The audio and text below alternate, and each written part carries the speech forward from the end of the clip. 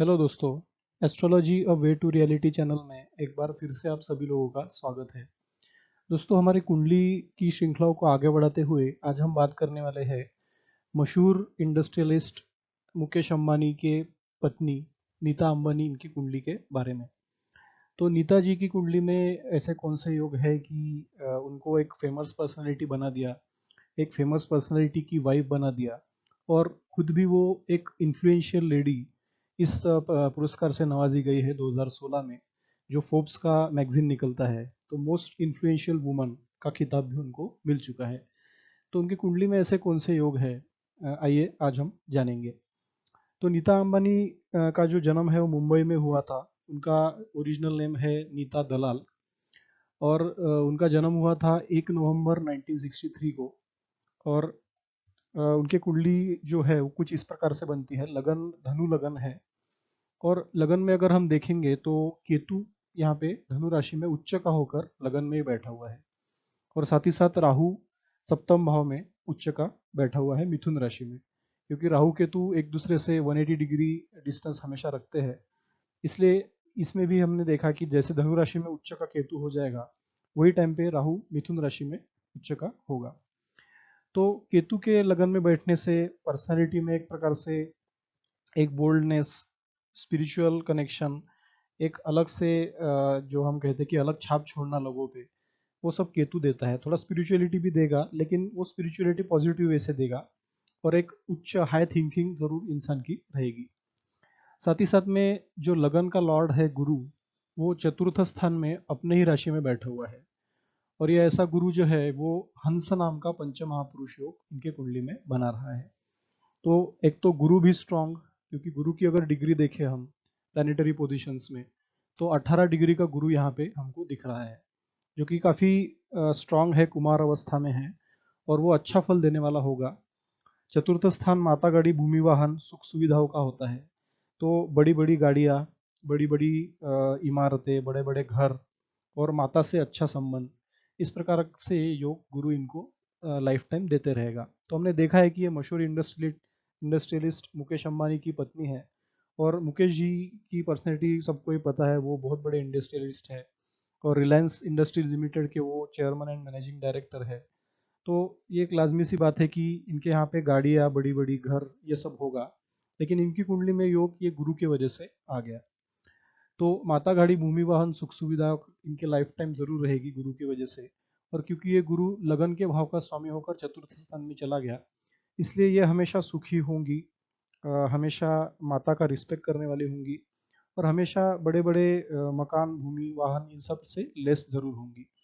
और गुरु अपने राशि में होने की वजह से गुरु की जो दूसरी राशि है धनु, तो वो काफ़ी स्ट्रांग हो गई। इसलिए इसी का रीज़न है कि ये मोस्ट इन्फ्लुएंशियल वुमन में इनका नाम रहा। और ये धनु लगन है, तो धनु लगन हमेशा ऐसे लोग बहुत लड़वैये प्रकार के होते हैं, हमेशा फाइट करके उसमें जीत हासिल जरूर करते हैं, और फाइटिंग एबिलिटी से वो लोग जाने जाते हैं, जिसके कारण उनमें एक अलग से प्रकार का कॉन्फिडेंस होता है। तो ये कॉन्फिडेंस नीता अंबानी जी के पर्सनैलिटी में भी हमको दिखता है, और साथ ही साथ में गुरु के वजह से ये सब योग इनके कुंडली में बन रहे हैं।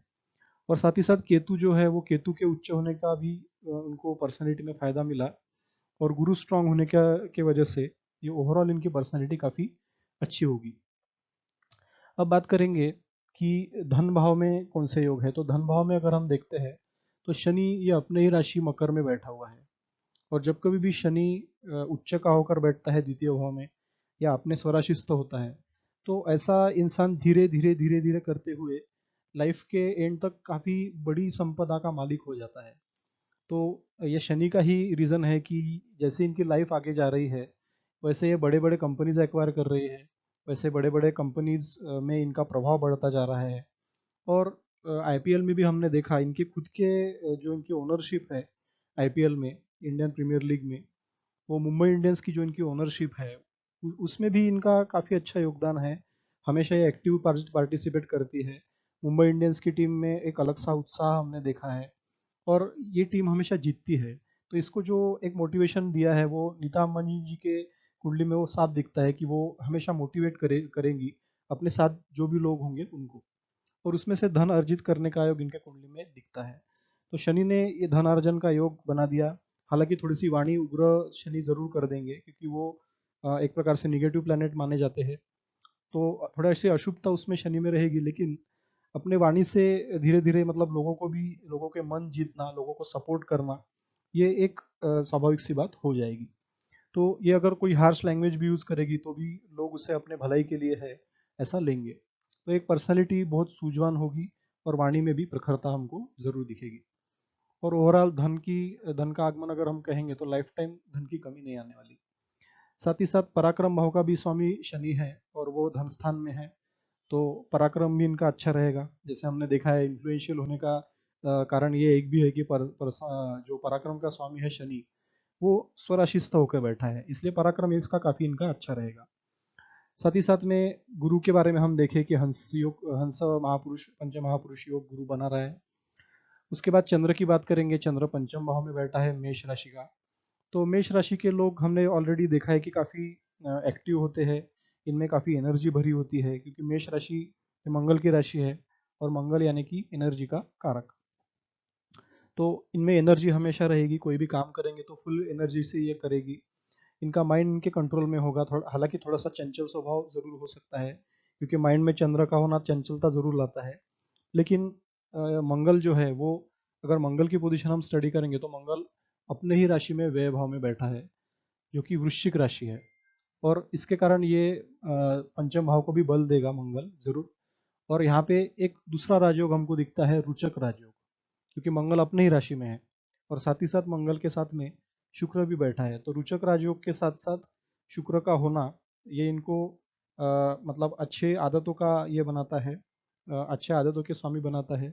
साथ ही साथ में फॉरेन लैंड से भी इनको लाभ होंगे, क्योंकि वहाँ पे 12th हाउस ये फॉरेन सेटलमेंट का, फॉरेन लैंड्स का स्थान होता है। और वहाँ पे शुक्र का बैठना मंगल के साथ में काफ़ी पॉजिटिव योग माना जाएगा। हालांकि ऐसा पर्सन थोड़ा सा अलग माइंड का होगा, क्योंकि मंगल शुक्र का योग वहाँ पे बन रहा है और कुंडली के लिए ये मंगलिक योग हो गया। तो थोड़ा मैरिड लाइफ पे इम्पैक्ट ये मंगल की महादशा में जरूर पड़ेगा, लेकिन इनका माइंड इनके कंट्रोल में रहेगा और ये मेंटली भी काफी स्ट्रांग रहेंगी। तो ऐसा योग यहाँ पे दिखता है। अब बात करेंगे इनके जो 7th हाउस है उसकी। हालांकि 6th हाउस की अगर बात करते हैं तो 6th हाउस का स्वामी शुक्र है, तो शुक्र अपने ही घर को देख रहा है, तो 6th हाउस रिलेटेड कंपटीशन में भी इनको विजय जरूर मिलेगी। शत्रुओं के ऊपर ये प्रभावी रहेगी और ओवरऑल इनका इन्फ्लुएंस शत्रुओं के ऊपर अच्छा रहेगा। बात करेंगे सप्तम हाउस के बारे में। इनके पति जो हम कहते हैं कि जो 7th हाउस का स्वामी है और कर्म के हाउस का स्वामी है, वो है बुध, और वो जाके बैठा है लाभ स्थान में। और यहाँ पे बुधादित्य योग भी बन रहा है। तो कुंडली में टोटल 3 अच्छे योग हो गए। एक तो रुचक योग जो मंगल ने बनाया, हंस महापुरुष योग जो गुरु ने बनाया, और अब ये तीसरा बुधादित्य योग। ये कर्म भाव का स्वामी और सप्तम भाव का स्वामी, दोनों भी स्वामी है बुध, और सूर्य जो है वो नवम भाव का स्वामी है। तो कर्म और भाग्य का स्वामी अगर लाभ स्थान में बैठेगा 11वें भाव में, तो ऐसा इंसान परम भाग्यवादी हो जाता है और वो कर्म करने वाला हो जाता है और कर्म से वो धन अर्जन करता है और उसका भाग्य भी उसको साथ देता है। हालांकि सूर्य यहाँ पे नीच का है, लेकिन सूर्य जो है वो स्ट्रांग है और वो बुध के साथ में है, बुध भी स्ट्रांग है। तो सप्तम भाव काफी स्ट्रांग हो गया, पति का भाव जो रहेगा वो स्ट्रांग हो गया। और वहां पे राहु जो है वो भी उच्च का है, राहु की डिग्री भी 21 डिग्री है, वो भी अच्छी डिग्री है। तो ओवरऑल इनके पति से इनको काफी लाभ मिलेगा, इनके कर्मों से इनको लाभ मिलेगा।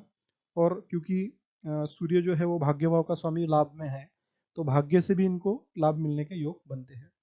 तो ओवरऑल जब इनकी शादी होगी तो तब इनका भाग्योदय होगा। उसके बाद इनके कुंडली में लाभ के योग बनेंगे। और जैसा कि हम देख रहे हैं, उनके पति एक बहुत बड़ी पर्सनैलिटी है, वर्ल्ड के टॉप बिजनेसमैन में उनका नाम है, और जो इन्फ्लुएंशियल पीपल होते हैं उनमें उनके पति का नाम है।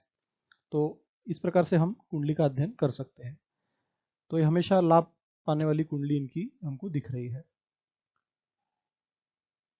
तो अभी बात करेंगे हम इनके दशा महादशाओं के बारे में। उसके पहले नवमांश कुंडली के योग देख लेते हैं। नवमांश में इनके गुरु जो है वो लगन में धनु राशि में स्वराशिस्थ पड़ा हुआ है। गुरु की पोजीशन नवमांश में भी स्ट्रांग है और गुरु की पोजीशन जन्म कुंडली में तो है ही। तो D9 चार्ट में गुरु स्ट्रांग होने की वजह से गुरु इनका काफ़ी प्रभावशाली है और इस गुरु के कारण ओवरऑल इनकी बहुत अच्छी पर्सनैलिटी रहेगी, वो बहुत बोल्ड पर्सनैलिटी होगी, डिसीजन मेकिंग इनका काफ़ी अच्छा रहेगा और अगर किसी चीज़ को फाइट करके पाना है तो ये इनमें एक नेचुरल सा गुण रहेगा, ये फाइट करके उसमें कंपटीशन में जीतेगी ज़रूर। तो ऐसा योग इनके नवमांश में भी दिख रहा है। बुध धन भाव में है, ये भी धनार्जन कराने वाला है। सूर्य तृतीय भाव में है, पराक्रम बढ़ा रहा है। और थोड़ा सा अशुभ योग इसमें चंद्र शुक्र शनि का अष्टम भाव में है, लेकिन क्योंकि चंद्र अपने ही राशि में है तो ये अष्टम भाव को इनको आयु में वृद्धि जरूर देगा। मंगल केतु लाभ भाव में होने की वजह से लाभ भाव में भी वृद्धि जरूर होगी। तो इस प्रकार से नवमांश कुंडली हम स्टडी कर सकते हैं। अब बात करेंगे इनके दशा और महादशा के बारे में। तो करंटली नीता अंबानी जी की जो महादशा चल रही है वो राहु की महादशा है।